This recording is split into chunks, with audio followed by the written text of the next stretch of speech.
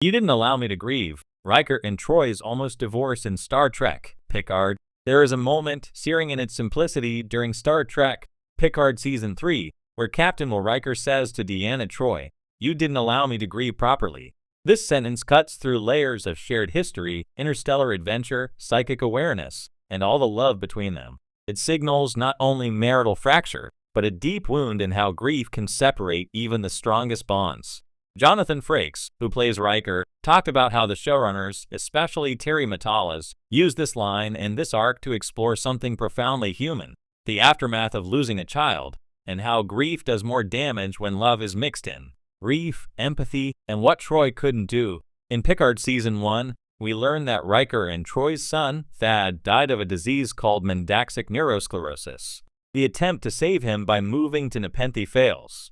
What isn't immediately apparent until later is how that loss echoes, unprocessed, in the years between Thad's death and Picard Season 3. For Riker, grief is unsettled, a constant presence.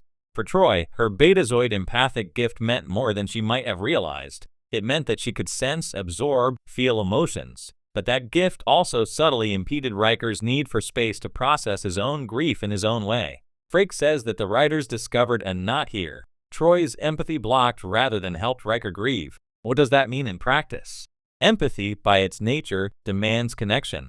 If one partner is always feeling for the other, the grieving partner may not feel permitted or even able to retreat inward, to hold his own silence, to rage, to deny, and to mourn in his own internal method. Riker, in Frakes' telling, needed that. Yet Troi's presence, her instinct to bridge, to feel, to soothe, becomes, ironically, another barrier. So the story isn't that Troi was negligent or uncaring, but that love and empathy, without room for solitude, can suffocate grief rather than heal it.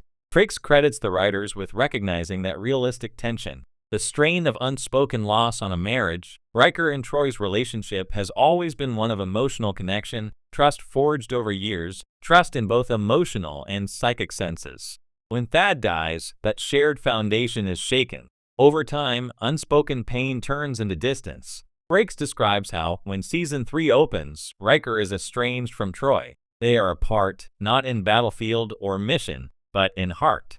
The gap has been growing in those years after Nepenthe. Riker has shut down, become distant.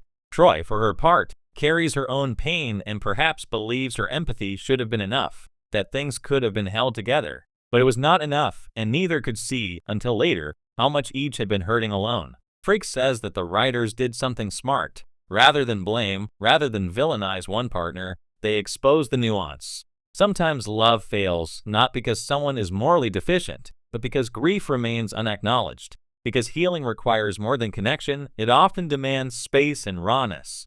The friction between Riker and Troi becomes an opportunity for deep drama, but also for the audience to think about how grief works in real life. The moment of breakthrough. The turning point in their arc is when Riker finally says those words, "You didn't allow me to grieve properly." That line is a revelation, not just to Troi, but to the audience. It reframes their estrangement not simply as married people drifting apart, but as two people who have been living with overlapping but unshared pain. Grief that isn't allowed, acknowledged, witnessed, becomes a source of betrayal in its own way. After that admission, the show begins to bring healing, conversations, confessions, emotional confrontations, but also small moments, the way people come back to each other when they are honest. There's no magic fix, but there is restoration.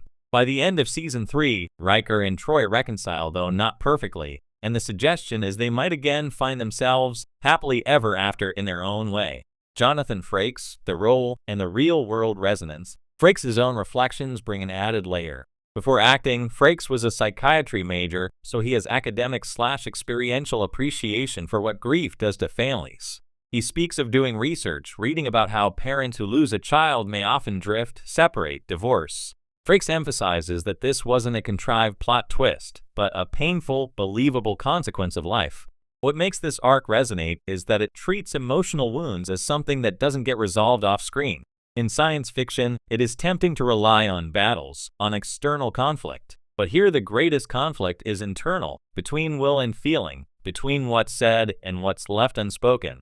Frakes lauds the writing and the nuance. That Riker can be bitter, withdrawing, that Troi can be caring, even while inadvertently suffocating grief. that both can be wrong, both can be victim and perpetrator in their small ways. Why this matters for Riker and Troi, and for Star Trek. Riker and Troi have been icons of romantic possibility in the next generation.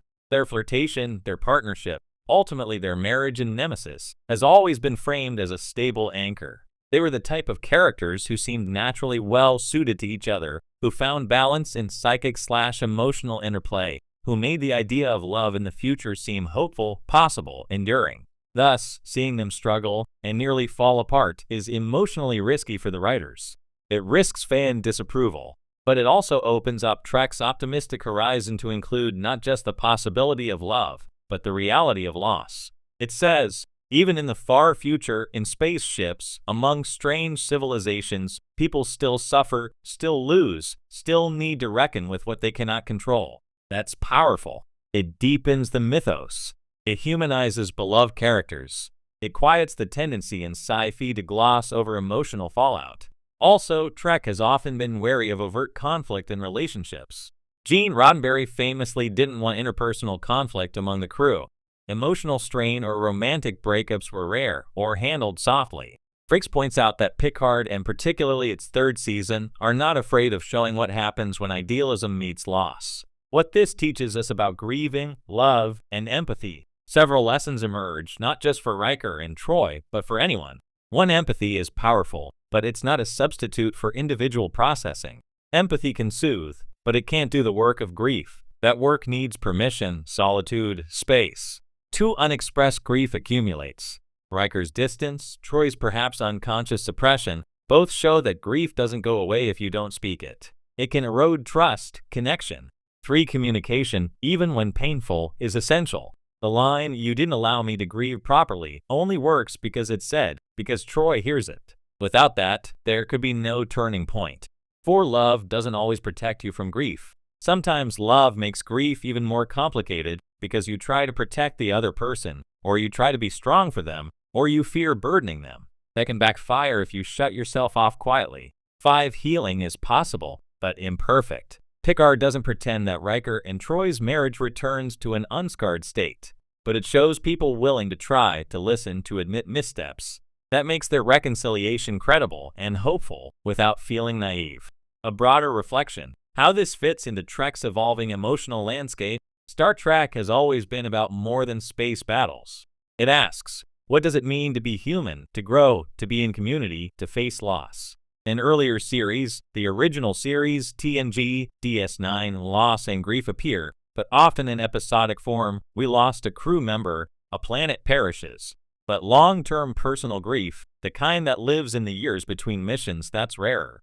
Picard, especially Season 3, embraces a more serialized emotional continuity. It allows characters like Riker and Troi to carry their past into the present, to be shaped by it in ways that are messy. In doing that, Picard feels more like a human story than a science fiction show about exploration.